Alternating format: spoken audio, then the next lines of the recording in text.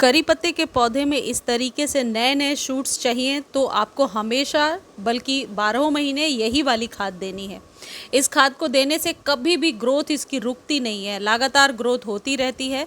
और करी पत्ते के पौधे के लिए आपको बाहर से कोई खाद खरीदने की ज़रूरत नहीं पड़ती। आपके घर में, आपके किचन में जो खाद है वो करी पत्ते के पौधे के लिए बेस्ट खाद होता है। चाहे स्टेम को मोटा करना हो या पत्तियों को लश ग्रीन करना हो, ये मदद करेगा। करी पत्ते का पौधा अपने घर में ज़रूर लगाना चाहिए। हमारे खाने के जायके को बढ़ाने के साथ साथ ये एक औषधीय पौधा है। हमारे बालों के लिए बेहतरीन आप कह सकते हैं एक जड़ी बूटी है। यदि आप इसको नारियल के तेल में डाल करके अपने बालों में लगाते हैं तो हेयर फॉल से आपको छुटकारा मिलता है।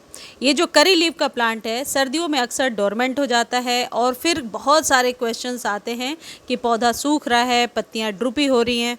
तो इन सब का सॉल्यूशन आज के इस वीडियो में मैं आपको बताने वाली हूँ। अब टिप नंबर 1 ये है, सर्दियों में पौधे की मल्चिंग बहुत ज़रूरी है। मल्चिंग वो चीज़ होती है जो मिट्टी के अंदर 1 या 2 इंच आप दबा कर रखते हैं, कोई ऐसे पील्स वगैरह या ऐसी कोई चीज़ जिससे जड़ों में नमी बनी रहती है और पौधे को इससे नुकसान नहीं होता है। इसके लिए आपको क्या करना होगा, ऊपरी सतह को जैसे मैं आपको दिखा रही हूँ भुरभुरी मिट्टी होनी चाहिए, इस बात का ध्यान रखिए। और इसे आप गुड़ाई कर दीजिए। गुड़ाई करने के बाद आप चाहें तो ड्राइड बनाना पील्स या वेजिटेबल पील्स को इसमें इस तरीके से दबा कर रखेंगे, हालांकि थोड़ा और नीचे होना चाहिए था। इससे इसके फ़ायदे बहुत होते हैं। ये है बहुत छोटी सी चीज़ लेकिन स्टेम को मोटा करने और पौधे को सूखने से बचाने में मदद करता है।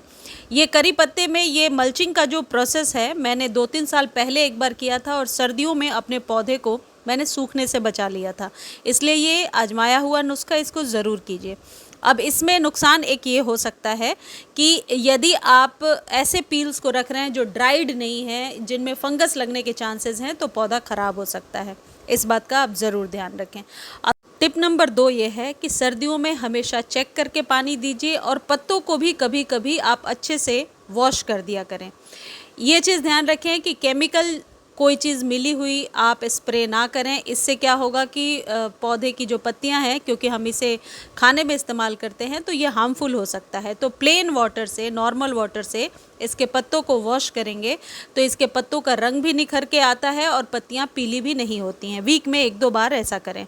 अब तीसरी इम्पॉर्टेंट चीज़, घना बनाने के लिए क्या करें।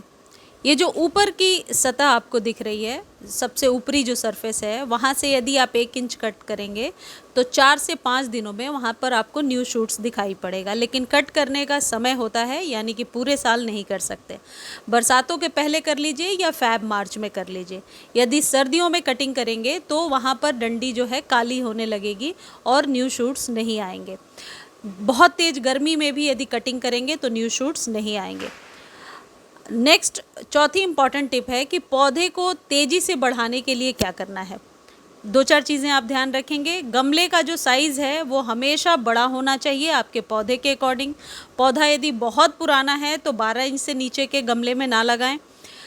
आप जब भी हार्वेस्ट कर रहे हैं इनकी पत्तियों को, यानी कड़ी पत्ते की पत्तियों को, तो कभी ऐसा ना करें कि स्टेम को उसमें छोड़ दें और पत्तियों को ले लिया। ऐसे में स्टेम काली होती है और कई बार जो मेन स्टेम है वो भी सूखने लगती है। तो हमेशा कटिंग करके नीचे से ही हार्वेस्ट करें ताकि ऊपर से पौधा घना दिखाई पड़े और ऊपर से अच्छे से बढ़े। अब कौन सी खाद देनी है ये भी ध्यान में आप रख लीजिए। यदि आप पौधे को रिपोर्ट करना चाहते हैं तो बरसात में और फ़ैब मार्च में ही रिपोर्ट करेंगे। जैसे जैसे सर्दियां बढ़ेंगी रिपोर्टिंग बिल्कुल भी ना करें।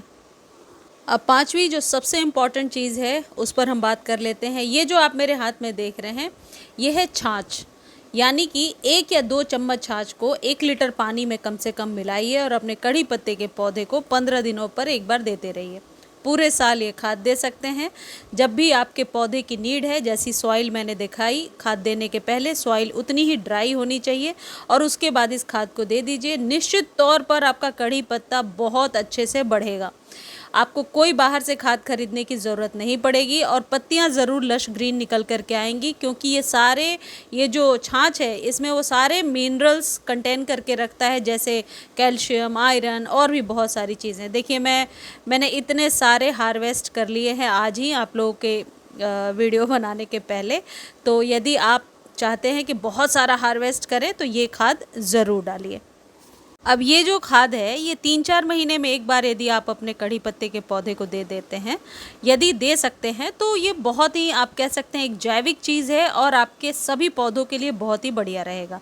10 रुपीज़ में ये मिल ही जाएगा हर जगह, आप पहचान गए होंगे ये क्या चीज़ है। काउडंग केक को आपको रात भर पानी में भिगोना है और अगले दिन उस पानी को छानिए, छान करके अपने पौधे में इस्तेमाल कर लीजिए। आप चाहें तो इसमें चाय पत्ती मिला सकते हैं, यूज्ड टी लीफ जो होता है उसका भी आप इस्तेमाल कर सकते हैं और ये कड़ी पत्ते के लिए बेहतरीन खाद बन करके रेडी हो गया।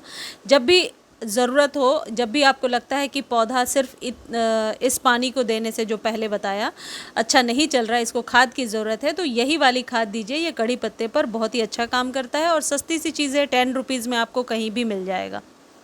एक चीज़ और आप ध्यान रखें, कड़ी पत्ते के पौधे को प्रॉपर सनलाइट में रखिए सर्दियों में। देखिए ये जो चीज़ आप देख रहे हैं ये नीम की पत्तियां हैं, जो रोड साइड में हम लोग जाते हैं तो नीम के पेड़ बहुत सारे मिल जाते हैं, तो आप नीम की पत्तियों को ला करके घर में रख लीजिए। टाइम टू टाइम बॉयल करके इसके पानी से अपने पौधों पर स्प्रे भी किया करें और बचे हुए सब्सटेंस को आप गमले में नीचे दबा दें। ये जो नीम है ये हमेशा से आपके पौधे के लिए फ़ायदेमंद रहता है और ऐसा नहीं है कि सिर्फ ये कीटनाशक की तरह ही काम करेगा, ये जड़ों को मजबूत करने यानी खाद के तरीके से भी काम करता है और फ्री में ये खाद आप अपने सभी पौधों को दे सकते हैं। खासकर वो पौधे जिन पर फंगस वगैरह लग गया है, इसको ठंडा करके स्प्रे बॉटल में भरिए और पौधों पर छिड़काव कर दीजिए। ये 3 तरीके के लिक्विड का आप इस्तेमाल कीजिए, आपको कड़ी पत्ते के लिए कुछ और बाहर से बहुत हेवी केमिकल खरीदने की ज़रूरत नहीं पड़ेगी। वीडियो अच्छी लगती है तो सब्सक्राइब ज़रूर कीजिए और फॉलो कर दीजिए।